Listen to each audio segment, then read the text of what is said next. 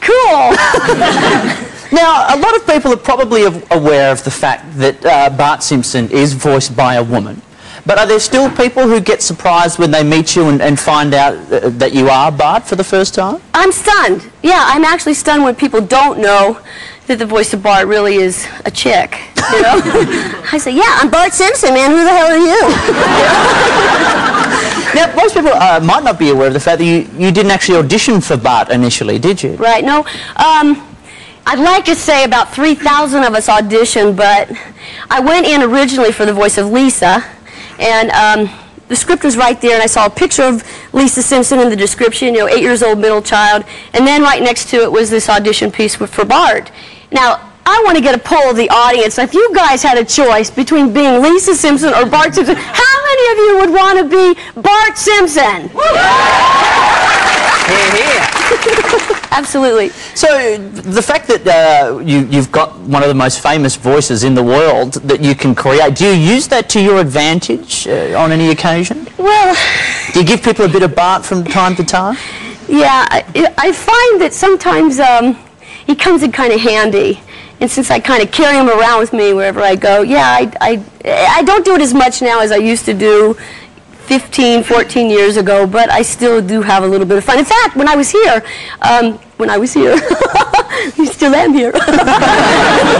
No, I was out. A friend of mine and I, we were starved. We had just gotten off the plane, and we were really, really hungry and needed to get something to eat. So we went down to the waterfront, and there was this restaurant there. They had just closed about 20 minutes earlier, and you know, it's like shamelessly, I can utilize, you know, the fact that I'm Bart Simpson by saying, you know, are you a fan? Are you a Simpsons fan? Which is a total non sequitur, has nothing to do with food. And he's like, yeah, of course I am. I said, well, hi, I'm Bart Simpson. What's happening, man? The guy's like, ah!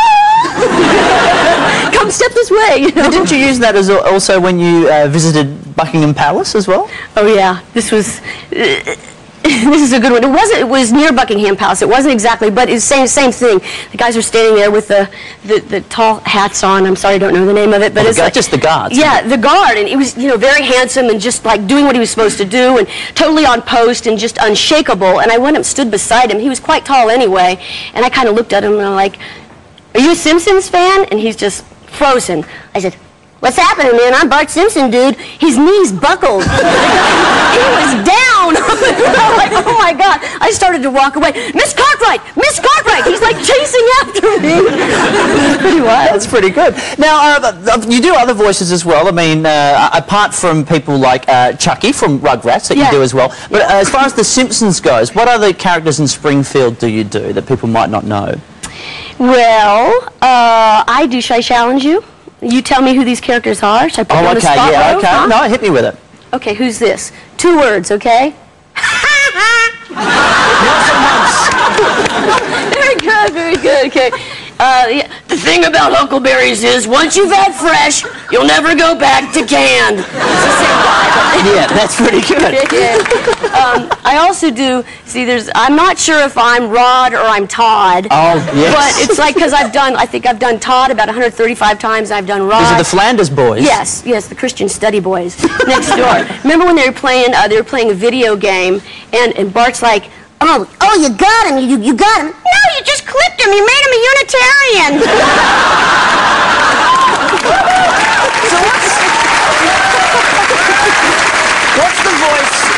So what's the voice of the character you get asked to do the most? I think that must be Ralph. Ralph Wiggum. Ralph Wiggum. A perennial favorite. Yeah. I'm Idaho! The thing about Ralph is, I don't know, I love him so much, but they just sort of stick him in any scene because he's such a non sequitur in life. You know, they just plug him in. He's like, my cat's breath smells like cat food. Oh, there's a leprechaun. He makes me burn things. Now, it must be absolutely tremendous when you get together as a group, because do you record a lot of the show together? I know often when people record their voices for any kind of animated show or feature film, that often the performers aren't in the same room, but that's not always the case with you guys, is it? Well, we try to make it be that way. I mean, ideally, it would be wonderful if we were always together all the time, but the nature of voiceovers, I could be here, and still I could literally phone it in, you know? But it's best when we do it. It's the best show. If you ever come to Los Angeles, I'll give you a front row seat, I promise. Oh my God!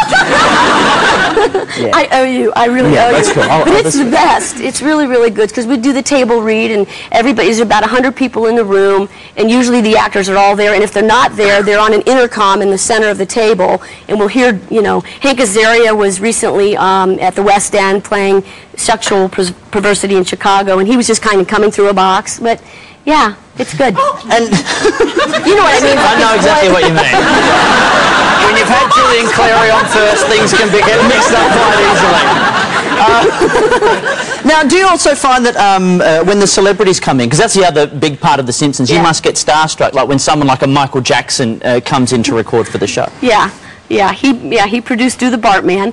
That was so long ago. God, it seems another lifetime ago. Yeah, well, that was series 1 or 2 that something that like was in done. 90. When did that come out? 92, I think. Do the Bartman. But yeah, he did that, and he was on with the 300-pound white crazy guy, right? He did the voice. He didn't do the singing, but he actually did the voice for the character. But working with Meryl Streep. That was amazing, and most of the celebrities we don't get to work with because their schedules don't coordinate with ours. But I worked with Mel Gibson. Wow, yeah. That must be freak him out when Bart Simpson's got the hots for him. The world famous Shaolin